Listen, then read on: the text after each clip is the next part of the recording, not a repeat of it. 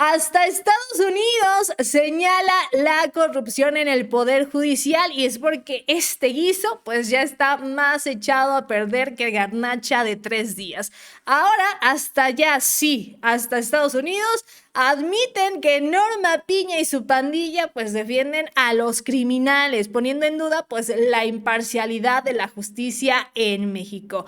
O sea, imagínate. Estos personajes que se le han pasado defendiendo a los criminales, que por eso mandaron justamente estos 29 detenidos, porque dijeron, esto sabemos perfectamente que ya están más que apalabrados con el Poder Judicial, entonces, bueno, pues por seguridad nacional vamos a enviarlos. El secretario de Estado de allá de Estados Unidos, pues señalaba justamente esta corrupción del crimen organizado en el Poder Judicial mexicano. Esto lo declaraba, decía, la corrupción que existe a nivel judicial es que son muy poderosos. Lo que impide cooperar es que existe corrupción sobre el ramo jurídico en el país. Lamentablemente sabemos que hay gran parte del territorio mexicano que es controlado por los carteles y estos elementos criminales. Incluso en muchos de esos lugares la corrupción que existe a nivel judicial, por ejemplo, son muy poderosos. Vimos hace poco que nos mandaron más de 20 y pico de personas que se han pedido por años, de los criminales más peligrosos en la custodia de las autoridades mexicanas en una extradición sin precedentes. Un paso muy positivo, pero sabemos también, y nos han dicho esto directamente de México, que en muchos de estos casos lo que impide cooperar es que existe niveles de corrupción e influencia sobre el ramo jurídico del país, que es muy peligroso. También hemos visto candidatos, periodistas asesinados, políticos asesinados, miembros del gobierno asesinados en México por tomar una postura y enfrentarse a los carteles. Así que yo siempre he dicho lo mismo, que estos carteles no solamente representan una amenaza a Estados Unidos, representan una amenaza al Estado mexicano, representan una amenaza enorme a las leyes y al pueblo mexicano. Sí, por eso te quiero preguntar esto. Es ahí, pues lo que comentaba, te digo, este personaje, el secretario de Estado de Estados Unidos, y bueno, pues señalaba esta corrupción.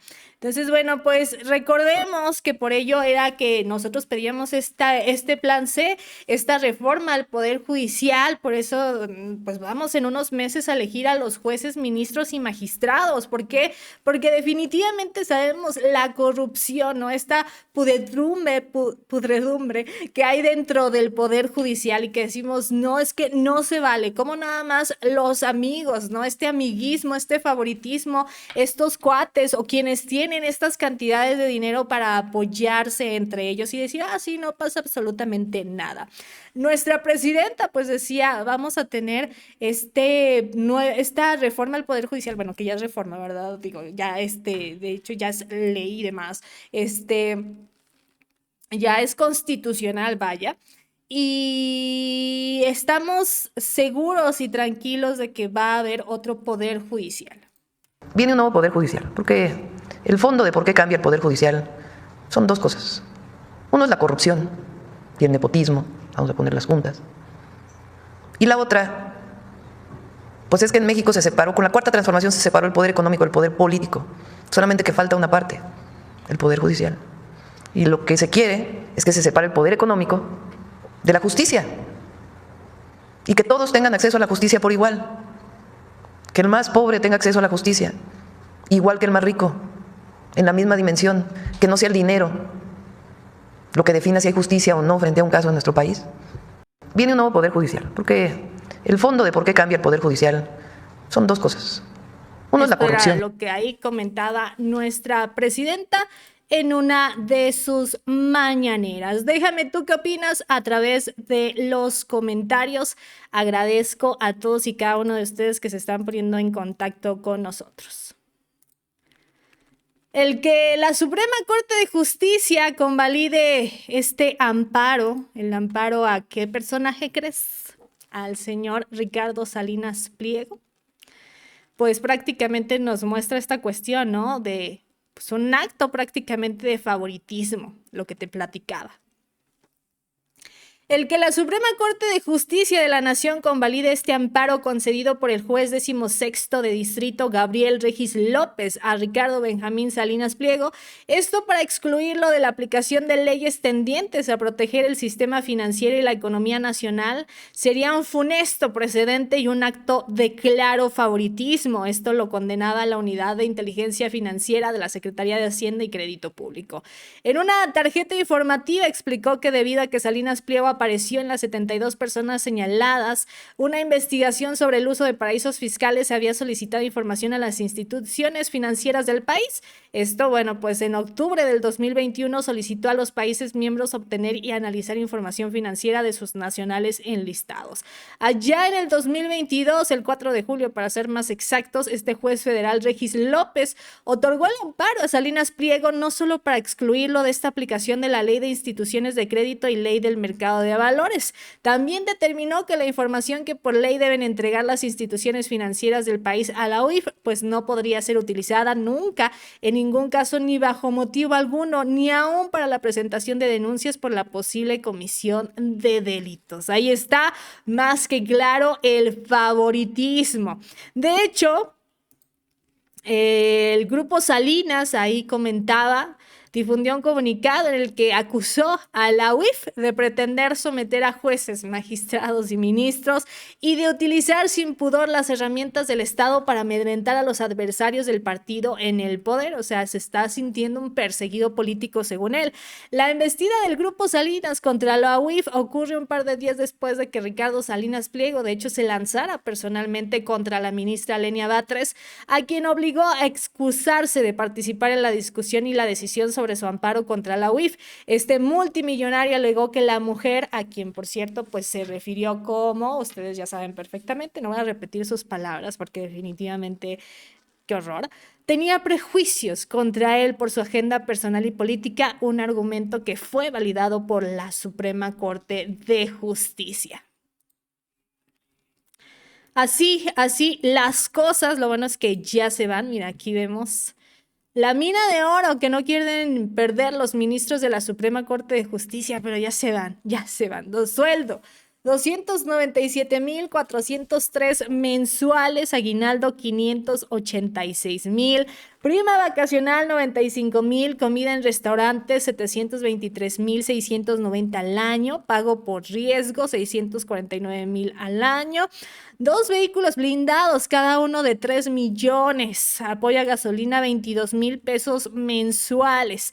Apoyos a medicamentos, 189,000 pesos al año. Pago por defunción, 1 millón de pesos. Seguro de vida institucional por 12 millones. Seguro de gastos médicos mayores por 30 millones, seguro de separación individualizado se llevan al final 20 millones y apoyo para peajes en autopistas es ilimitado. Así, estos beneficios que obtenían estos personajes de la Suprema Corte de Justicia, pero que te digo, ya están por irse. Otro de los casos, pues muy sonados justamente dentro de la Suprema Corte de Justicia es Ayotzinapa. De hecho, Estados Unidos entregaba, pues hace ya algún tiempo, a México a policía de Huitzuco que participó en esta desaparición de estos estudiantes. Él es Ariel Núñez Figueroa, uno de los policías de Huitzuco que participó en este traslado de los 43 estudiantes de Ayotzinapa. Esto lo sabíamos hace pues menos de una semana. El Servicio de Inmigración y Control de Aduanas de Estados Unidos dio a conocer que expulsó y entregó a las autoridades mexicanas a Ariel Núñez Figueroa, quien participaría en esta desaparición de los estudiantes de Ayotzinapa en el 2014. Durante casi 11 años, este fugitivo extranjero evadió a las autoridades mientras la familia y los amigos de esos 43 estudiantes que fueron pues brutalmente se esperaban pacientemente justicia para sus seres queridos. Así que ya lo regresaron a nuestro país. Pero también están buscando ahora detener, a Edgar Damián Sandoval Albarrán, alias La Rana, identificado como un testigo y personaje clave en esta desaparición de los 43 normalistas de la Escuela Normal Rural de Ayotzinapa allá en el 2014, y de acuerdo pues con estos expedientes judiciales, este personaje, o sea, La Rana, busca ampararse ante esta orden de aprehensión correspondiente a esta causa penal. Sin embargo, pues existe esta controversia entre el juzgado que debe atender la solicitud y bueno, pues aún no se resolvía esta demanda de amparo. Según se advierte, este personaje radicado, el expediente está en el Juzgado Penal Federal de Toluca, Y La Rana aseguró que el pasado 7 de febrero, elementos de la Agencia Federal de Investigación de la Fiscalía llegaron a su domicilio en Cocula para cumplimentarle la orden de aprehensión. Sin embargo, pues solo estaban presentes sus familiares en aquel momento. Según declaraciones de las autoridades, en el 2018 es señalado dentro de la investigación de este caso como uno de los sujetos que tuvo una intervención decisiva en los hechos en torno a los estudiantes normalistas. Y bueno, a ver, Norma Piña, pues recordemos que quiere dejar en libertad a Jesús Murillo Caram. Ahí la Suprema Corte de Justicia admitió este amparo y el proyecto lo haría la ministra Margarita Ríos Farjat. Y bueno, recordemos pues que este personaje tiene delitos por tortura, desaparición forzada y obstrucción de la justicia en el caso de Ayotzinapa. Teniendo en cuenta, Jesús Murillo Caram, junto a Norma Piña, han intentado por diversos mecanismos obtener su libertad. Norma Piña y Jesús Murillo Caram hoy han turnado un amparo a la Suprema Corte de Justicia de la Nación, en donde la Suprema Corte va a hacer el proyecto y va a estudiar. Este proyecto lo va a hacer la ministra Margarita Ríos Farjat. No hay que olvidar que Norma Piña y los demás ministros y ministras del PRIAN van a salir en este año y quieren, a como dé lugar, darle la libertad a Jesús Murillo Caram, aun a pesar de que Jesús Murillo Caram tiene una prisión domiciliaria, está en arresto domiciliario. Pero también no hay que olvidar que Jesús Murillo Caram ha sido culpable de la tortura, de desaparición forzada y de obstruir la administración de la justicia, en el caso de los 43 estudiantes normalistas de Ayotzinapa. Hay que estar pendientes, porque Norma Piña y Murillo Caram tienen favores. Esos favores, hoy Norma Piña se lo quiere pagar a Murillo Caram con su libertad. Una libertad. Pues ahí está, esto era parte de lo que ahí comentaban a través de las redes sociales. Pues nos queda más que claro, ¿no? Cómo trabaja la Suprema Corte de Justicia. Cómo son de cínicos y cómo son de, o sea, da mucho coraje, da de verdad mucho coraje cómo siguen, pues sí, como siguen ahí en la Suprema Corte de Justicia, están soltando y van a querer soltar a quienes puedan, nos lo dijeron claramente.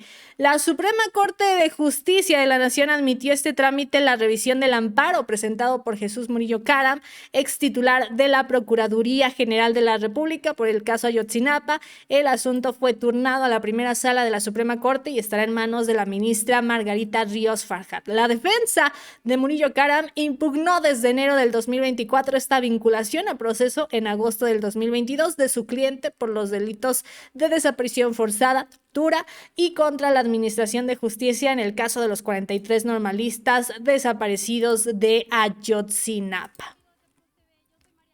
Otro personaje pues bastante importante es Tomás Herón.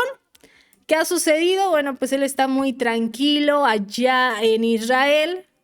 Y bueno, pues Einat Kranz-Neiger, embajadora de Israel en México, informó pues que sigue este proceso para extraditar a México a Tomás Herón, ex titular de la Agencia de Investigación Criminal y acusado pues también de tortura a los implicados en el caso Ayotzinapa. Dice, todavía no hay ninguna decisión. Así las cosas con la Suprema Corte de Justicia.